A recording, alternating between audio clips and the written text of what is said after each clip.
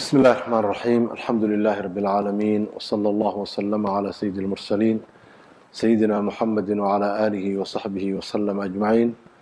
أما بعد، marka ugu horeysa waxaan jeclahay inaan walaalaha muslimiinta ee Soomaaliyeed ugu tahniyadeeyo bilashadii bishii Ramadaan oo markaa maanta ay kow tahay.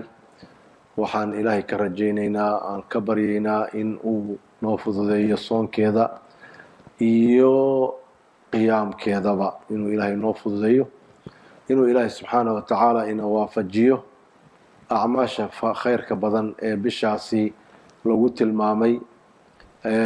walaalayaal, bishaasu waa bil ilaahay subxaanahu wa tacaala in la soomaana uu waajib ka dhigay, in habeenkeedii cibaado loo istaago oo la cibaadaysto oo la tukadana sunnana looga dhigay.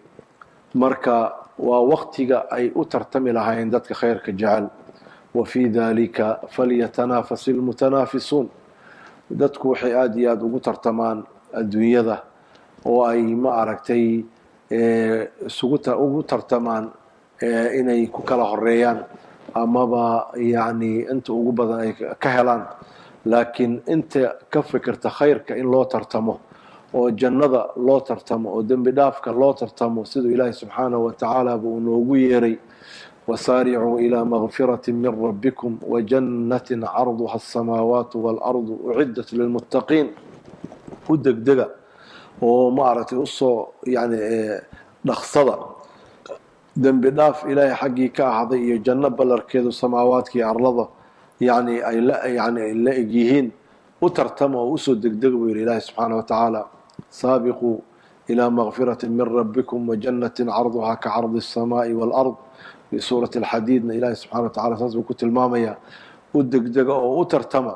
marka waa bishii tartanka lagu tartamayo dembi dhaafka ilaahi subxaanaه watacaala laga rabo iyo jannadaasi ilaahay uu tilmaamay ballaceedii inta uu la eg yahay, barwaaqadeedana aan la tilmaami karin oo runtii aada iyo aada ay u fara badan tahay. qur-aanka markuu ka sheekaynayana runtii xiiso ku gelinaysa inaad u camal fasho. waa bishii yacni maalinkeedina aad kaga joogi lahayd waxay naftaadu jeclayd oo xalaal ku ahaa cuntadii iyo cabidii iyo shahwadaadii, adigoo uga tagaya ilaahay dartii. marka waxa weeye inaad ilaahay subxana wa tacala adigoo ku adeecay wey. soomku waxa weeye الإمساك عن المفطرات من طلوع الفجر إلى غروب الشمس طاعة لله سبحانه وتعالى.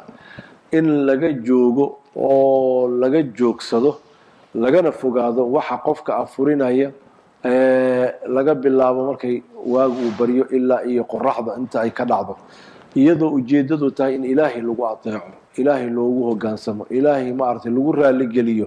maxaa yeelay annagu waxaan nahay addooman ilaahay, isagana waa allihiina abuuray, khaaliqeenni aha. wuxuu noo abuuray inaan caabudno: wamaa khalaqtu ljinna waalinsa ilaa liyacbuduun. jinni iyo insi wax kale uma aanan abuurin buu yidhi alle subxaana wa tacaala inay caabudaan mooyaane. cibaadadii waxaa ka mida soonkii, waxaa ka mida salaadii, waxaa ka mida xajkii, waxaa ka mida baryadii, waxaa ka mida sadaqadii, waxaa ka mida qiraa'at lqur'aan, waxaa ka mida yani dikrigii ilaahi subxaana wa tacaala la xuso. marka waxyaabahaas cibaadadoo dhan ayaa alle noo abuuray. xataa nolol maalmeedkeennu waa inay ku salaysan tahay cibaadada ilaahay. macnaheed marka cibaadada ilaahay laleeyahay waxa weeye inaadan naftaadu ku mashquulin ilaa wuxuu ilaahay raalli ka yahay mooyaane. camalka aad ku shaqaysanayso ama xataa aad risqiga ku kasbanayso waa inuu yahay mid ilaahay raalli ka yahay. yacni waxa aad ku fekerayso ama aad qabanayso ama aad ka shaqaynayso waa inay yihiin wax ilaahay uu baneeyey.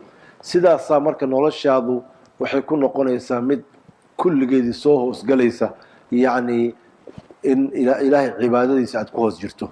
ku hadli maysid ilaa wuxuu ilaahay doonaya mooyaane, yacni cuni maysid ilaa wuxuu ilaahay xalaaleeyey mooyaane, cabi maysid wuxuu ilaahay xalaaleeyey mooyaane. marka bishii barakayseed baa nagu soo food leh. ha laga faa'iidaysto, maalinkeedana hala soomo, habeenkeediina ha la cibaadaysto. intii kulamo kale aan ku kulmi doono. wajazaakum allahu khayran. asalaamu calaykum waraxmat ullaahi wabarakaatu.